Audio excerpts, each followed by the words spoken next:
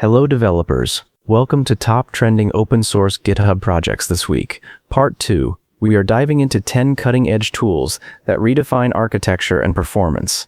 Today we'll explore the high-fidelity realism of Isaac Sim for robotics digital twins, the flexibility of Directus which layers a full API onto any SQL database, and the multilingual power of Qwen 3VL, a leading vision language model. You'll also learn how SwiftNIO enables massive server scalability using non-blocking I/O. Stick around as we explain each project step by step to accelerate your development and architecture design. Welcome back to Manu AGI Tutorials. Here, we explore the exciting world of AI, latest AI tools for you, so don't forget to hit that subscribe button and the notification bell so you don't miss out on the latest AI insights. So let's start today's video. Project number 1, Isaac Sim. High-fidelity robotics simulation for the real world. What sets Isaac Sim apart is how it transforms robotics from disparate pieces into a unified, ultra-realistic virtual laboratory. At its core, this project gives developers the ability to simulate physical robots, complex sensors, and rich environments with such fidelity that the boundary between virtual and real worlds begins to blur. The platform isn't just about basic movement. It enables accurate multi-physics simulation, photorealistic rendering, and realistic sensors like LiDAR and cameras, all accelerated by GPU rendering. One of the most unique features is how Isaac Sim supports end-to-end robotics workflows, from importing robots from URDF or CAD formats, through tuning actuators and friction models, to validating robot behaviors in digital twins of real environments. This means instead of building pieces in separate tools and hoping they work together, everything lives in one ecosystem with shared physics, visuals, and sensors, dramatically reducing the sim-to-real gap.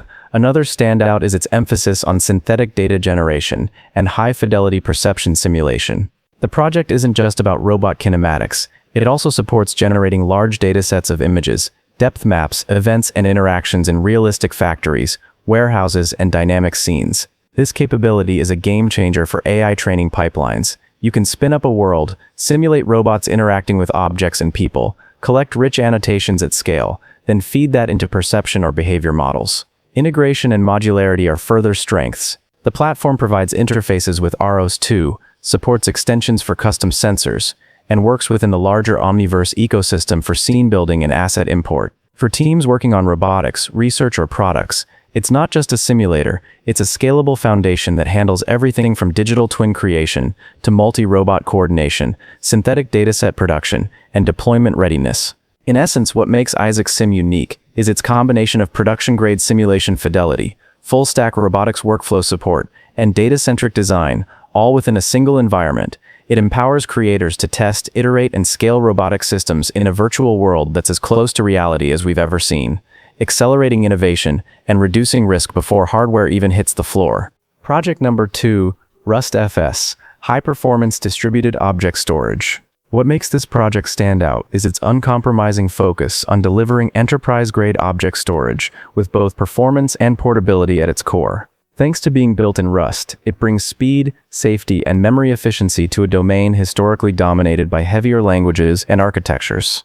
Furthermore, it embraces a fully distributed architecture that eschews traditional metadata servers, giving each node equal responsibility in the storage cluster.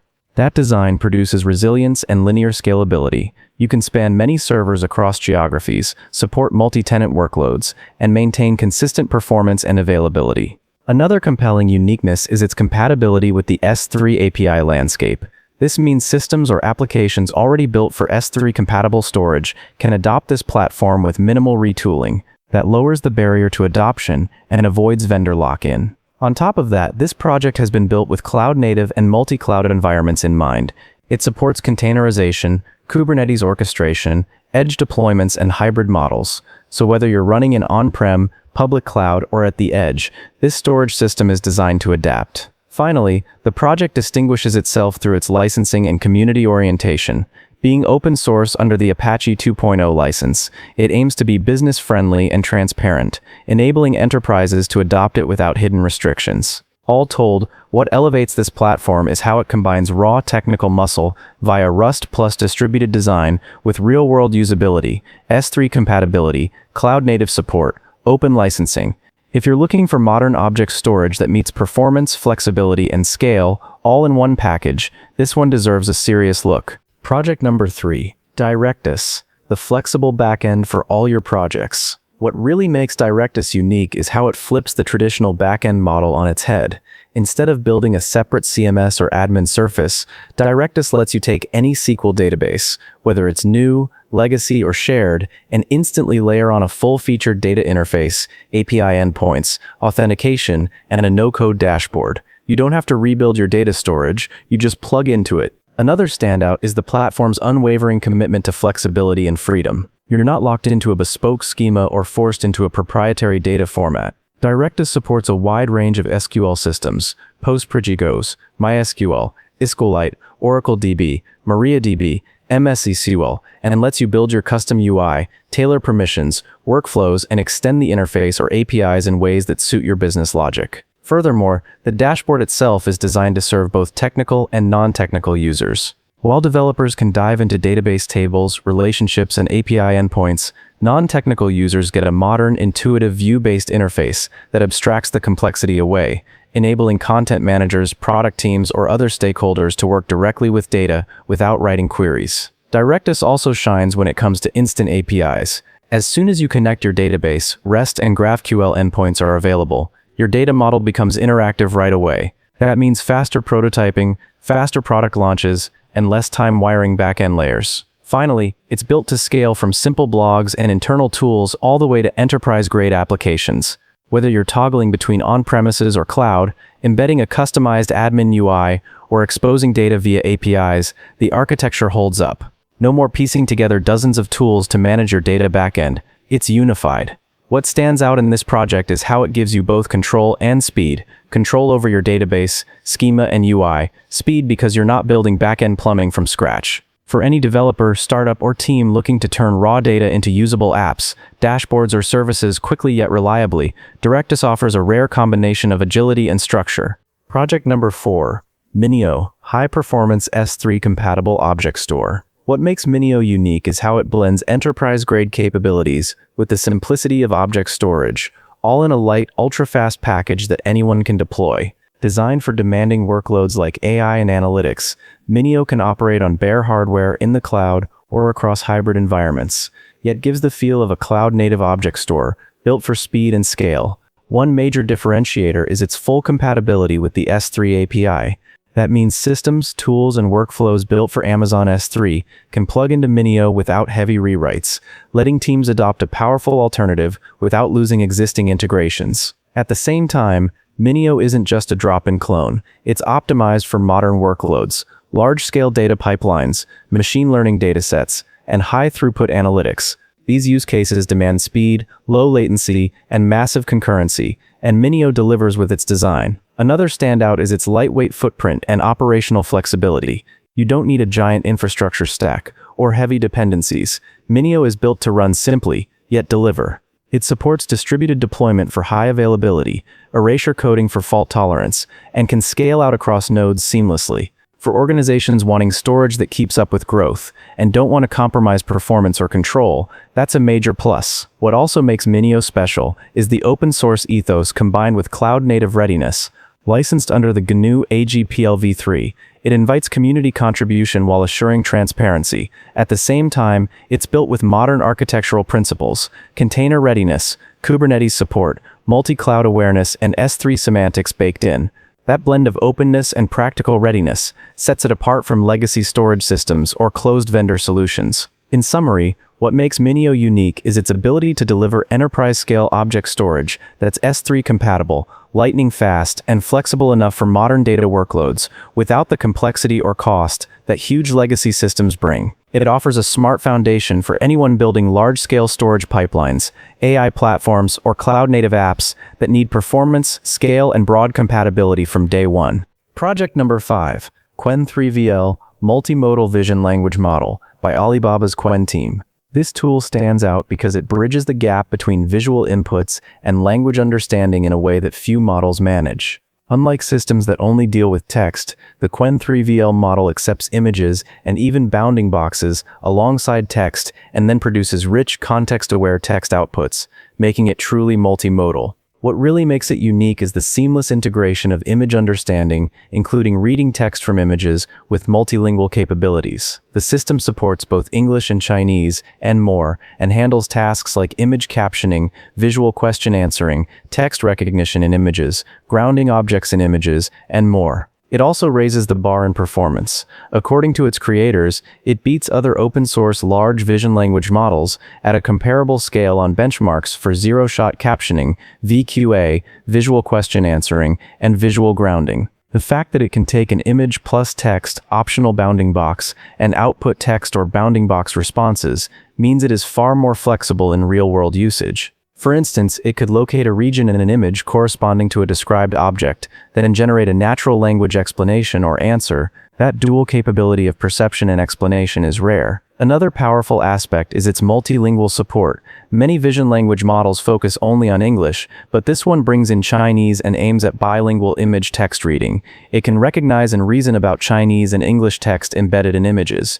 That gives it global reach and use cases across regions. Additionally, the model benefits from being part of the larger Qwen family, which means it has access to a large pre-training corpus, and the architecture is built to scale. Its open release under Apache 2.0 for certain variants also means the research and developer community can build on it, expand it, fine-tune it, or use it in innovative ways.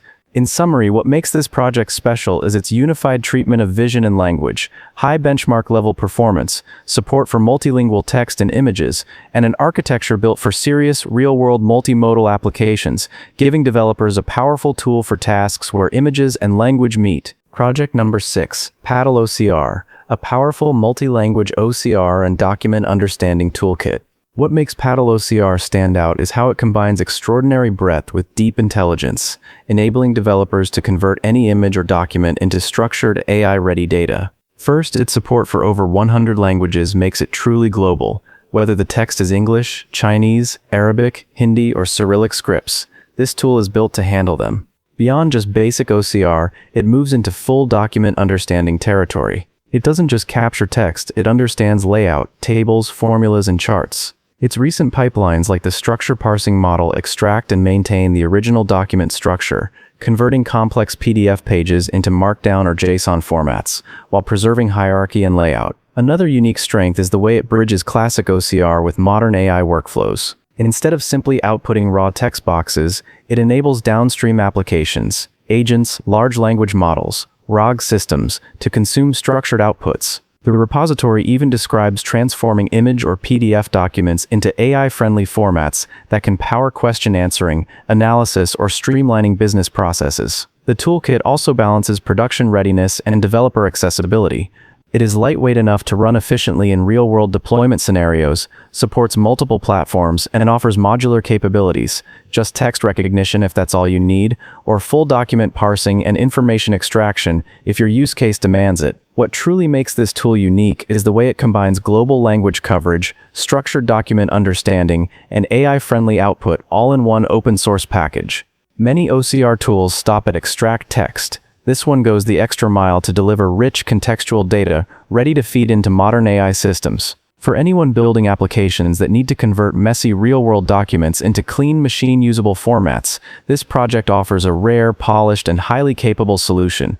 Project number 7, Workflow, standardizing CI/CD for front-end and serverless projects. This tool distinguishes itself by offering a pre-built, opinionated set of workflow templates that streamline how teams build, test, and deploy modern front-end and serverless applications. Instead of crafting every workflow from scratch, you get ready-to-use patterns that integrate common tasks such as linting, building, preview deploying, and production releasing, all aligned with the best practices of the platform. What sets it apart is its focus on consistency and repeatability across projects, meaning you don't need to reinvent your pipeline each time you start a new repository. Another unique strength lies in how it leverages branch-based and environment-aware deployment paradigms. Feature branches automatically trigger preview environments, merging to main triggers production deployments, giving you predictable lifecycle stages and clear separation between experimental code and live assets. This kind of structured workflow isn't boilerplate. It's been crafted to fit real-world team rhythms and helps avoid ad hoc, error-prone pipelines. Inputs like tokens, organization, and project IDs are standardized, which lowers onboarding time and ensures security credentials are handled uniformly. Developer experience is a major highlight. These templates reduce friction by configuring the underlying infrastructure to detect project frameworks, run jobs automatically on push or PR events, and even create live preview URLs for every change. The benefit is twofold: faster iterations for, say, design tweaks or feature branches, and greater visibility for collaborators who can instantly view the running state of proposed changes. This big lift in workflow standardization frees teams to focus on features rather than build logic. Finally, while many workflow templates are tied to a single framework or stack, this tool embraces flexibility. Though opinionated, it remains adaptable. Whether you're working with front-end frameworks, serverless functions, or hybrid architectures, you can start with the templates and customize as needed while still preserving the baseline structure. In essence, what makes this project unique is how it codifies what great CI/CD should look like for modern web projects, offering an opinionated, battle-tested starting point that teams can trust and evolve. Project number 8. Ladybird Independent Modern Web Browser. What makes Ladybird unique is that it isn't just another browser based on existing engines.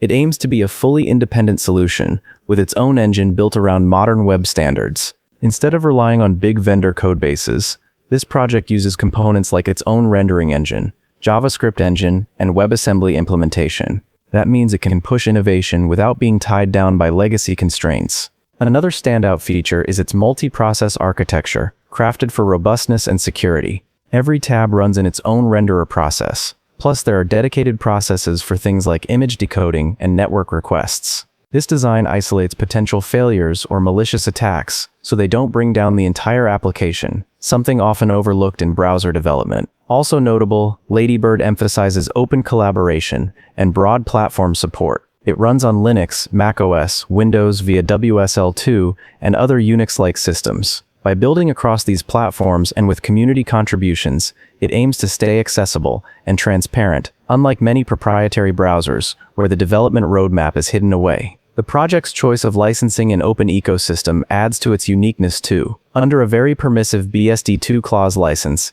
it invites forks, experiments, and reuse in other contexts. That means it can serve as a foundation for novel web experiences, research, or niche use cases, rather than just a consumer browser. Finally, the vision is clear: create a browser that's future-ready, independent, developer-friendly, and performance-oriented. The focus isn't just on what features it has now, but how the architecture allows it to evolve, whether by adding new standards, optimizing performance, or integrating better security. In short, Ladybird stands out because it reimagines what a browser can be when built from scratch with modern tools, processes, and an open mindset. Project number 9, SwiftNIO. An event-driven framework for building fast, scalable servers and clients. What makes SwiftNIO truly stand out is how it brings a low-level, cross-platform, non-blocking, event-driven network engine into the Swift ecosystem, enabling developers writing in Swift to build high-performance network applications without being locked into a simple one-thread-per-connection model. Unlike many frameworks which abstract away the wiring, this tool gives you finely tuned control over how connections are handled, how data flows through pipelines of handlers, and how events are dispatched, making it uniquely suited for applications that demand both speed and scalability. One of the core strengths lies in its architecture. Using the concept of event loops, channels, and channel pipelines, the framework allows many network connections to be multiplexed on a few threads or loops, events to be processed in a pipeline fashion, and custom handlers to be inserted at various stages of inbound or outbound data flow. This design enables a server to handle thousands of simultaneous connections while keeping resource usage low, which is a major differentiator compared to blocking I/O or thread-per-connection models. Another aspect that sets it apart is its cross-platform support. It works not only on macOS and iOS, but also on Linux. This allows Swift to be used not just for client-side mobile apps, but for server-side network services, API endpoints, real-time communication systems, proxies, and more. Many network frameworks in Swift stop at the higher-level abstractions, but this one gives the foundations for building custom protocols, handling raw sockets, and extending into domains beyond standard web HTTP traffic. Also, SwiftNIO strikes a strong balance between performance and maintainability. As noted by community write-ups, while its internals are complex, its design enables developers to focus on protocol logic rather than wiring the networking primitives themselves. Because of this, the ecosystem around Swift server-side development has found a robust base layer, letting higher-level frameworks lean on SwiftNIO and grow without reinventing key networking parts. In summary, what makes this project unique is its power-level control over network I/O, its scalable non-blocking event model, the ability to run Swift beyond just client apps into backend services, and the way it enables performance-critical applications in Swift with maintainable architecture. It bridges the gap between Swift's elegance and the demanding requirements of modern network systems. Project number 10, SeaweedFS, high-performance distributed storage for billions of files. What makes SeaweedFS unique is its singular focus on simplicity and speed, while scaling to enormous numbers of files without the complexity of traditional distributed storage systems. Instead of layering heavy metadata servers and chunk trackers, SeaweedFS uses a minimal master plush volume servers model, where the master only manages volumes, not each file's metadata. That means almost all file operations become direct touches of the volume server, giving near O1 disk access time, even under heavy load. Another standout feature is how it handles small files and large files under a unified system. Many distributed file systems struggle with small file overhead, but SeaweedFS optimizes for this from the ground up. Small files are stored in contiguous blocks, metadata overhead is only a few bytes, and reads can often occur with no extra indirection. At the same time, it offers full support for large objects and even integrates cloud tiering. Hot data stays local, and warm-cold data can be moved to cheaper object storage, helping projects manage cost and performance together. Flexibility is also baked into its design. It supports POSIX-style directories via its filer component, S3-compatible API gateways, WebDAV, Hadoop integrations, and Kubernetes CSI drivers, all under one roof. Because of that, it appeals to teams needing both file system semantics and object store semantics without maintaining separate stacks. Recovery features such as erasure coding for cold storage and multi-data center replication make it enterprise capable while still maintaining its core simplicity. Perhaps most importantly, SeaweedFS keeps operations light and scalable. Adding new servers requires no complex migration of data by default. Capacity grows linearly, and metadata stays compact. In essence, this tool stands out because it doesn't force users into trade-offs. You get large-scale file storage, high performance for small files, cloud tiering, object API, and file system support, all in one coherent package. For teams building high-volume storage systems, data lakes or object stores at global scale, SeaweedFS offers a refreshingly efficient and unified alternative. We just covered 10 transformative open-source projects, essential for modern development. Whether you are creating digital twins for robotics using Isaac Sim's GPU-accelerated fidelity, and more, hit that like button, subscribe, and let me know which project you're installing first.